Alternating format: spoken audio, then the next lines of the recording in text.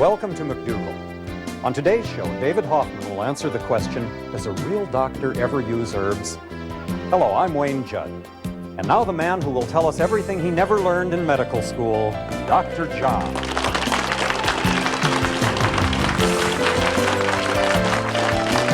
Hello, John. Good to see you again.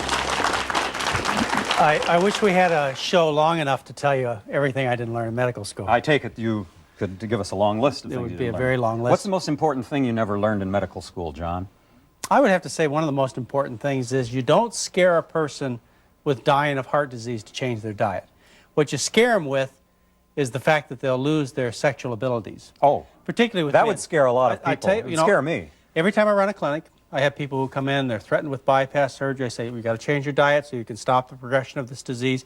And they're only half listening. But then when I bring up the idea that somehow their fork and spoon is connected with whether or not they'll be able to perform in bed, then they start listening. Impotence is the name. And it's a problem that many, many men suffer from, particularly as they age. As they get older, they lose the ability to perform. They still have the desire, they just can't sustain an erection.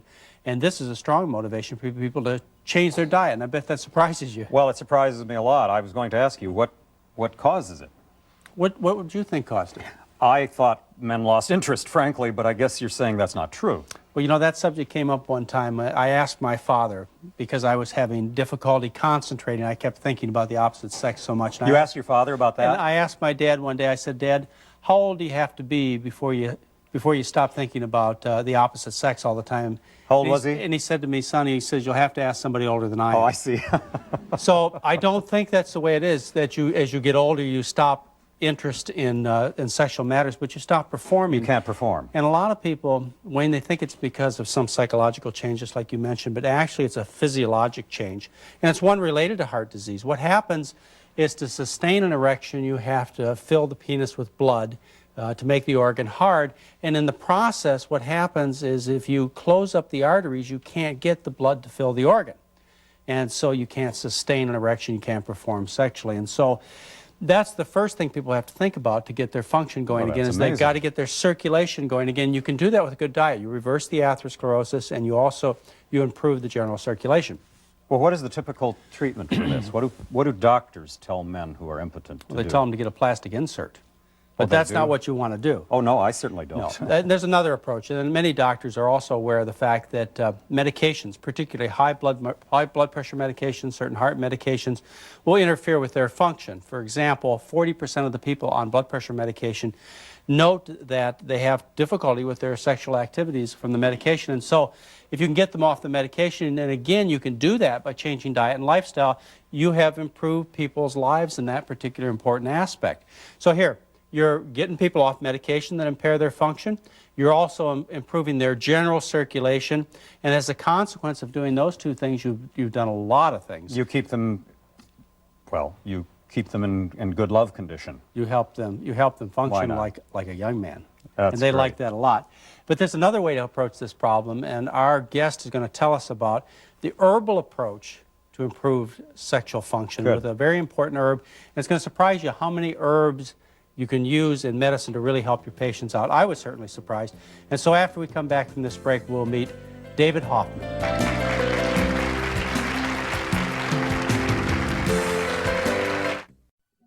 You can learn English at home. Watch Hello Channel.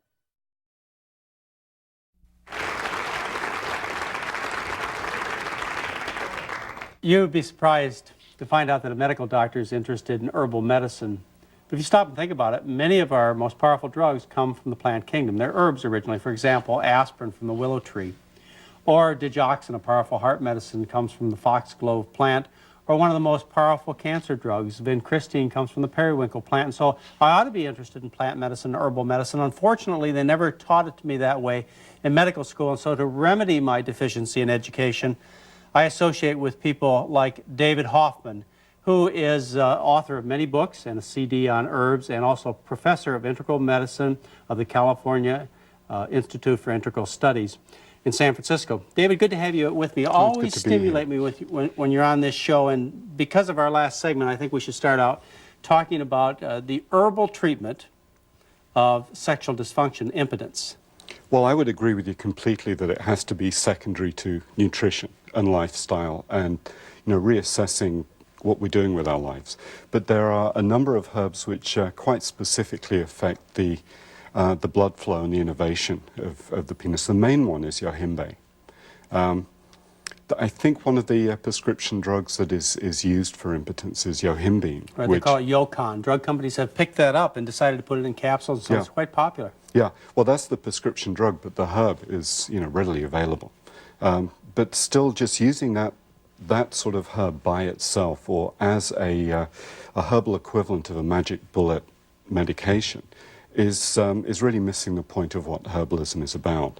There's a possibility with using medicinal plants appropriately of bringing the whole nutritional toning approach into pharmacological medicine. And this is being embraced extensively now in Europe. I think it's in Germany. MDs have to do 2 semesters of what is called phytotherapy, plant-based therapy, before they can actually qualify. You look at herbs as more of a holistic or well-rounded type of medicine, don't you? I mean, they do more than just a specific thing an isolated drug does that's put in a gelatin capsule. Oh, yeah. There are plants which contain such strong chemicals that the effect is the effect of the chemical, like foxglove, which is what digoxin comes from. It's a very dangerous plant because you would just get the impact of an uncontrollable dose of the very active medication. But if we're thinking about plants like burdock or nettles or a whole range of very gentle remedies, they're not having an impact which is due to a specific chemical. It's any more than a good salad is really a source of a particular nutrient. It's a well-rounded green affirmation of life. Let's talk about some categories, because people are always looking for tangible things they can do to improve their health. Somebody's looking for herbal preparations in terms of heart disease, cholesterol, lowering blood pressure. What kind of things should they be looking for? Actually, some very, very simple things. One of the most important tonic remedies for us in the West is going to be hawthorn berries, which contain a group of flavones which dilate the coronary arteries. And there's now abundant clinical research from Europe showing that it can be used, especially in the elderly, for lowering blood pressure, for treating angina, treating congestive heart failure. Then nutritionally, they're raw garlic as a way of lowering blood cholesterol. And 9%, the Annals of Internal Medicine said. Annals of Internal Medicine, a conservative medical journal, 9% drop in cholesterol with garlic. Yeah. There's extensive research in the peer-reviewed journals, and it really continues to amaze me when I come across doctors and other professionals saying there's no evidence for these things. But David, this all sounds so contemporary somehow, and it's like it's the thing that's going to be in very soon. Hasn't this been around for a very long time? Oh, yes. Haven't so-called primitive cultures like the Native Americans and so on dealt with a lot of this without having our background of all of the problems that... Very, very definitely, but even if you look at the foundations of modern Western medicine, the American pharmacopoeia in, between the wars, was still 3/4 medicinal plants. 25% of what is in the US pharmacopoeia at the moment is still medicinal plants. Interesting. And the turn of the century, if you opened any pharmacology book that would have been studied at a medical school, it would have been about the pharmacology of medicinal plants. So where did it all go? Why do we swallow pills hand over fist today? Because there's much more money to be made from pills. It's really very simple. You can't put a patent on a plant. You can put a patent on a constituent. I'm at the moment teaching a course specifically for doctors and nurse practitioners in Sonoma County in Northern California, where they're really interested in the use of medicinal plants for a whole range of mild conditions which don't warrant major chemical intervention, because the people in the front lines of the medical profession are seeing the damage that's being done, and they don't want to do that. It's the medical establishment that is still ignoring all of this. And patients are interested in getting more self-control, and they look at herbs that you can buy in natural food stores as a source for that. But the confusing thing, I know, even as a doctor, is you go to your natural food store, your herbalist store, and you just don't know which bottle to pick, and that's where you've tried to help people, David Hoffman, and You have the information source book of herbal medicine, which is for the professional, Yes. giving them the scientific literature. The new holistic herbal, which is for the consumer, to give them information as far as what herbs to pick, And also how to use them. how to use them, and Elder's Encyclopedia, or an Elder's Herbal, which is for the consumer, and then the Herbalist CD-ROM. You're getting really modern, going to the CD-ROM on the computer Yes. and having to look it up. Makes it real simple. Yeah. And David Hoffman has all kinds of great information on specific problems and how to deal with them with herbs, and we'll be back with more of David Hoffman in just a moment. Looking for a brighter future? Learn English and make it happen on Hello Channel.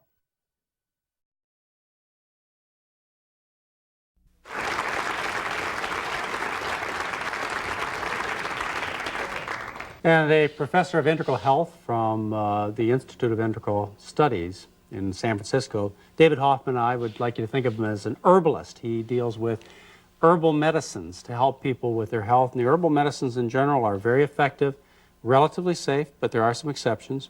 And an area that the medical businesses have ignored, sad on my account, because I really would have liked to have had the advantage of herbal medicines to help my patients more. How about in the category of prostate trouble? Oh, well, that actually is a very easy one because there is a plant, and my English accent is often misunderstood here. It's an American plant called saw palmetto. Saw palmetto. All right. Yeah. However, that's you, right. Saw, say it's you your got plant. I'm a tourist. It grows Saw in... palmetto. That's how I had it pronounced. Yeah. Saw palmetto. It grows abundantly in the southeast of the U.S. It contains a range of constituents which have the clinically proven effect of reducing benign prostate enlargement. It seems to interfere with the way in which testosterone triggers off the extra growth in My in father-in-law line. gave up Proscar and started on saw palmetto, and the relief was tremendous. Oh, yes. And Yeah. so the Proscar is the anti-testosterone Yeah. medication that doctors prescribe with great cost and considerable side effects, and the saw palmetto has been very effective for him. There have been some comparative studies showing statistically that the saw palmetto is more effective. Yeah, but does it make more money for the drug company? Of course not. Oh, well, it's I never have a going to little- sell. I have a little anxiety growing within me right now, and assuming that other viewers do as well. I mean, you're using these wonderful lyrical terms here.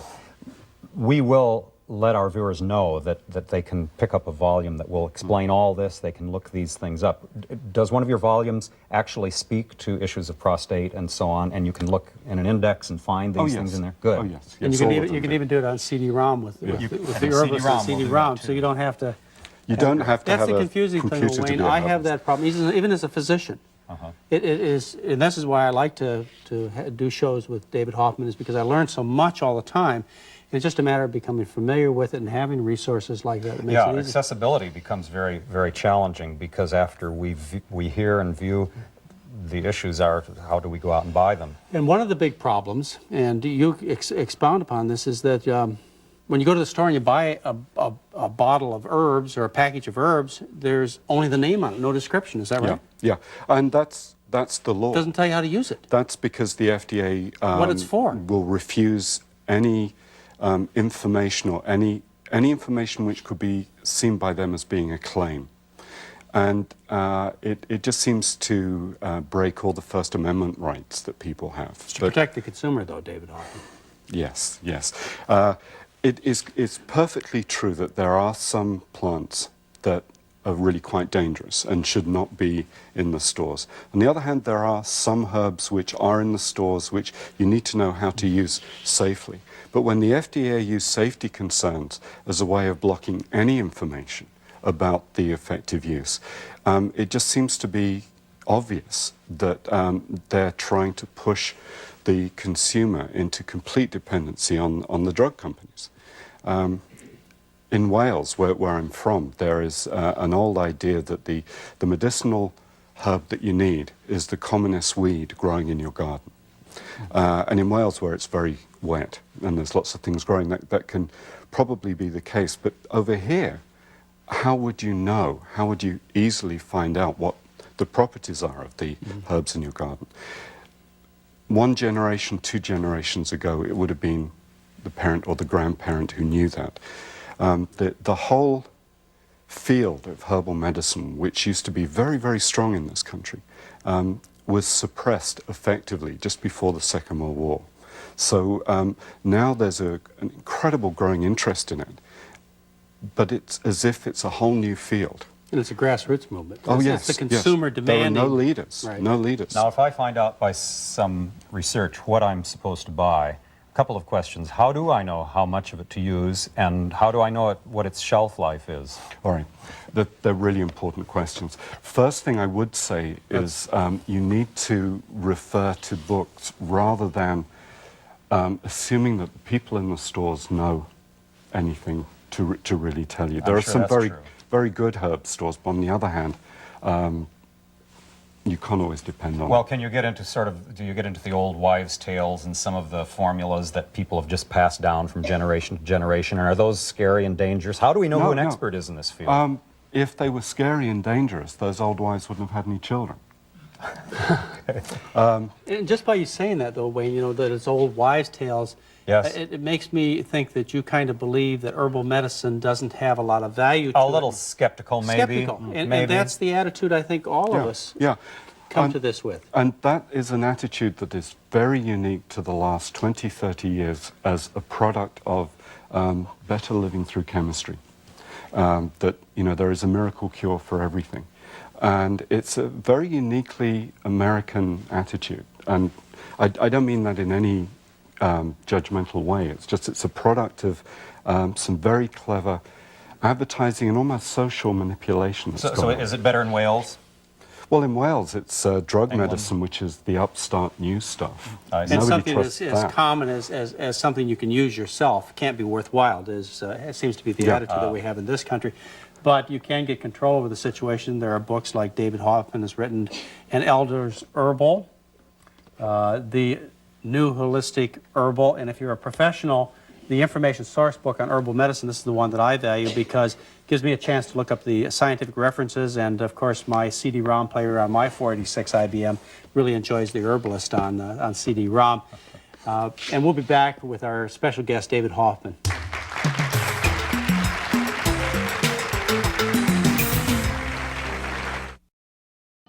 Why should you watch Hello Channel? Because learning English should be inexpensive, and learning English should be available to everyone.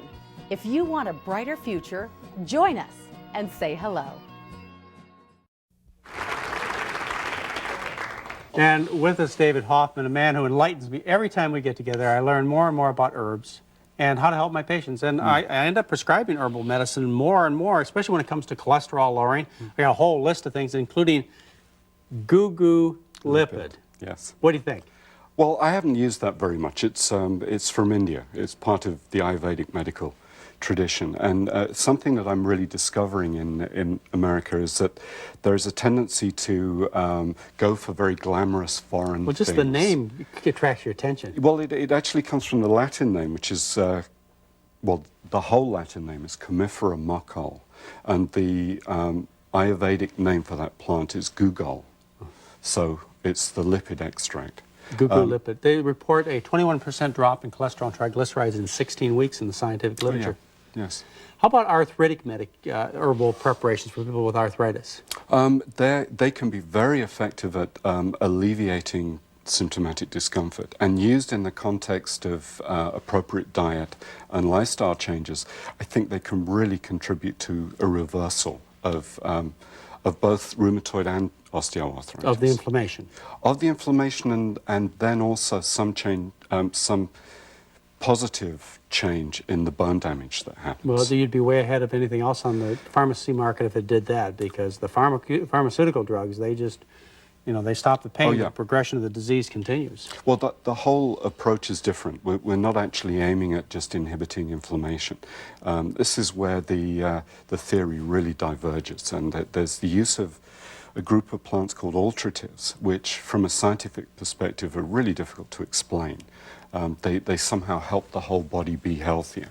And they can, as long as you get the arthritic process early enough, the bony changes can be reversed. Are there some names you can give us with arthritis as far as herbs? For the rapid symptomatic relief, I would think of meadowsweet and willow bark.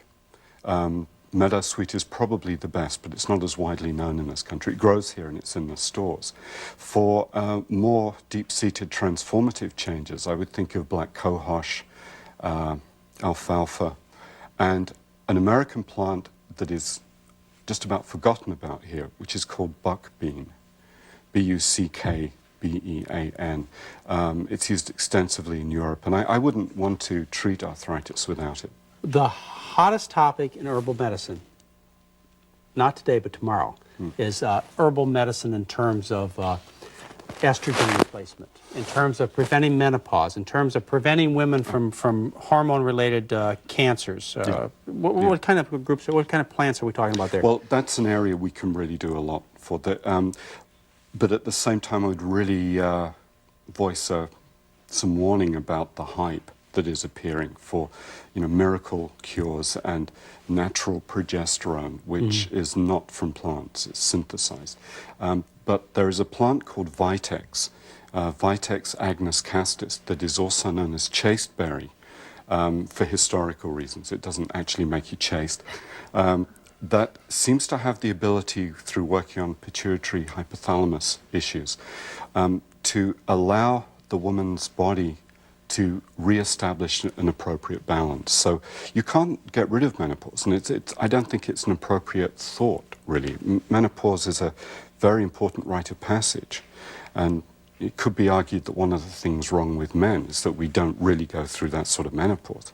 But with the use of Vitex and a few other herbs, you can really control hot flushes and a lot of the discomforts that go along with it. But you can't use herbs to remove the experience altogether. It's part of life. Just help things. We could go on with this forever. I just want to tell people again about the resources, David Hoffman. The Herbalist is a CD-ROM that you can get, and you can get this in any of your computer stores. The information source book on herbal medicine is for the professional, if you want to get into the literature.